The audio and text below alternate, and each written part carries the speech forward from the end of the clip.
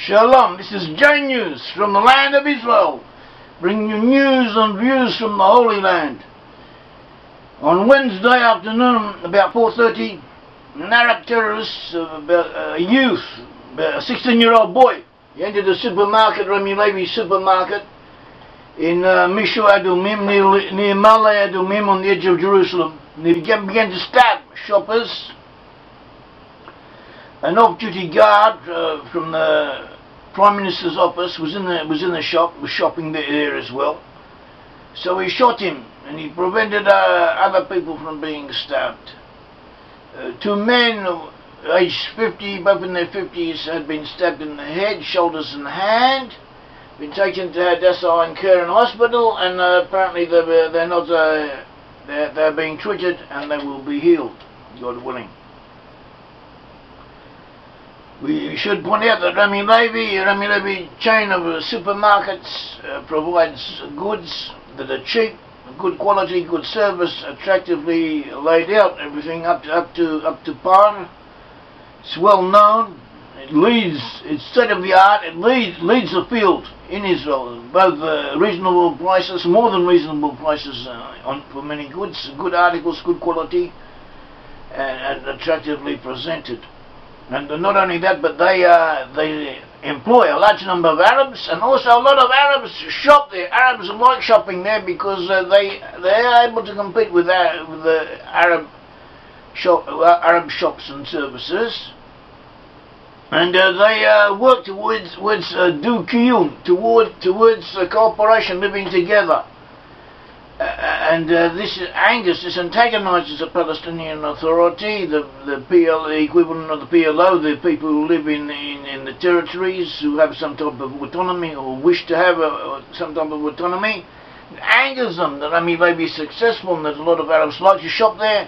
And ministers, or the equivalent of ministers in the PLO, PA administration, Palestinian administration, have warned Palestinians not to go there, not to shop there, and this may be part of a campaign to prevent Arabs getting along with Jews, because they don't like that.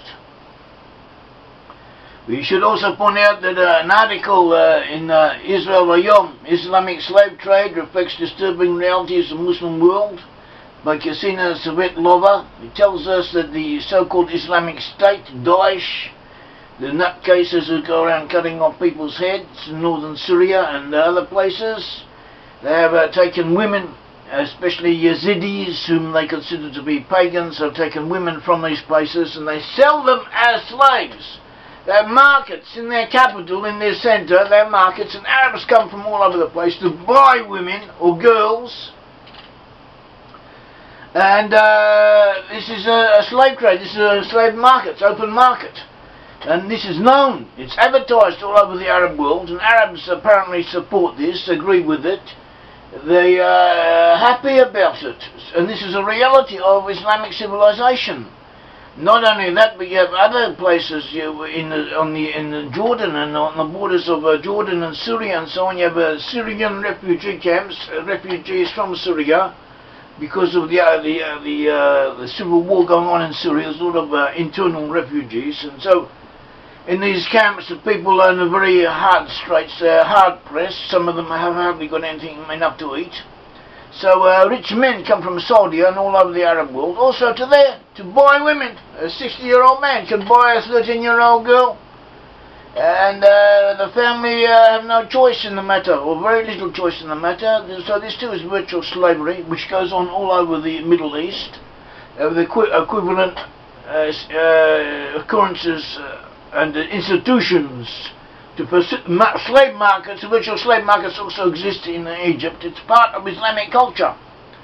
And if you accept Islam, if you are prepared to live with Islam, in effect it means you are prepared to tolerate slavery. And this is your choice. I personally do not want to live in a world where slavery is tolerated, but others may be prepared to get along with it. This is what we have. This is the reality of Islam, of all Islamic cultures. Another point, the recent attack in Hanof in the synagogue, when 4 Jews were killed, And one Druze policeman was also murdered by Arab terrorists armed with guns, with a gun and with a butcher's knife, a large butcher's knife and an axe. So two of the victims had their heads cut off. They were decapitated, but the media and the police have been keeping it quiet so as not to arouse disturbances in the community. So there have been protests about this. Why have they been keeping it quiet? Why have they been putting it under the carpet, as if to say? One of the people leading these protests is known as Rabbi David BAR-HAYIM. He's an associate of myself. We could say I'm a follower of his to some degree. So he is one of the people attempting to arouse the public in this direction, to know what the Arabs have been done and what we are up against, what we are fighting about. Recently, this the Druze officer was killed protecting Jews. So his family, his father, who's a sheikh, and his widow and other members of his family, they visited the synagogue where he was killed. And they came there and they toured it, and they expressed their sorrow for the victims and also for their own victim, the person of their family who've been killed.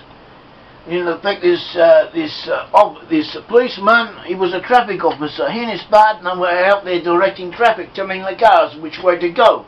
They had not received any special training to have even how to face up to hardened criminals. Apart from what the basic policeman knows, their speciality was to tell the cars to stop cars, to direct cars, to turn right, turn left.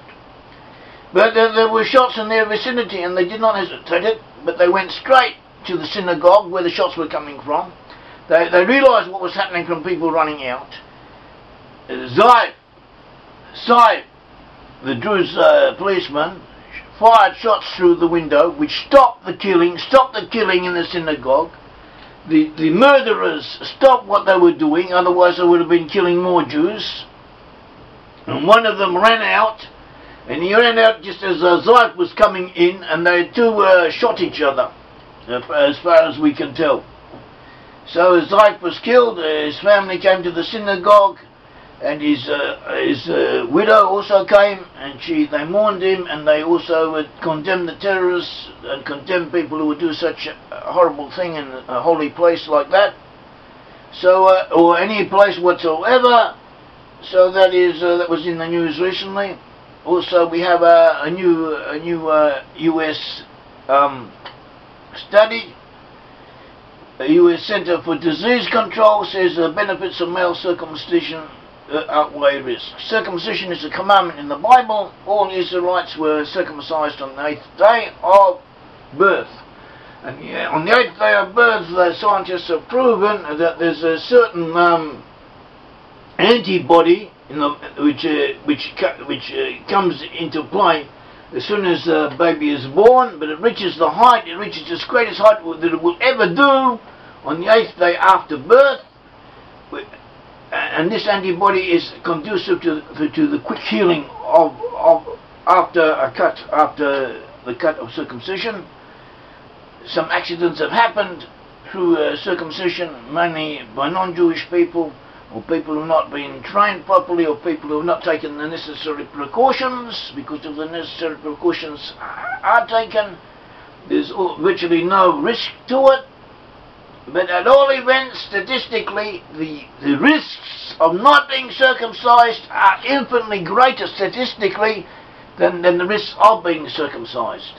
And this U.S. Center for Disease Control and Prevention found that medically performed male circumcision could help decrease the rate of contracting HIV and several other sexually transmitted infections, as well as other health problems. There are several health problems that people who are not circumcised encounter. I myself, when I was young, I was living in a rural town of Australia. I went to school, a public governmental school, and there was one of the pupils I was learning with. He was an Austrian, from Austria, an immigrant from Austria. And I remember visiting him in hospital because he had a certain problem of high tension and so on, and the doctor had advised that he get circumcised, and apparently that solved the problem. And not only that, but this news. So there are other problems, other issues in a person's life.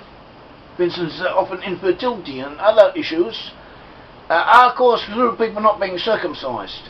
Not only that, people who are not circumcised have a much greater chance of contracting AIDS or HIV HIV situation, and numerous diseases and problems come through not being circumcised, especially for heterosexuals. So if everyone in Africa was circumcised, then the incidence of AIDS would be much less than it is. And this is what the Bible recommends us to do, to circumcise our male children. May the Lord God of Israel bless you. Thank you.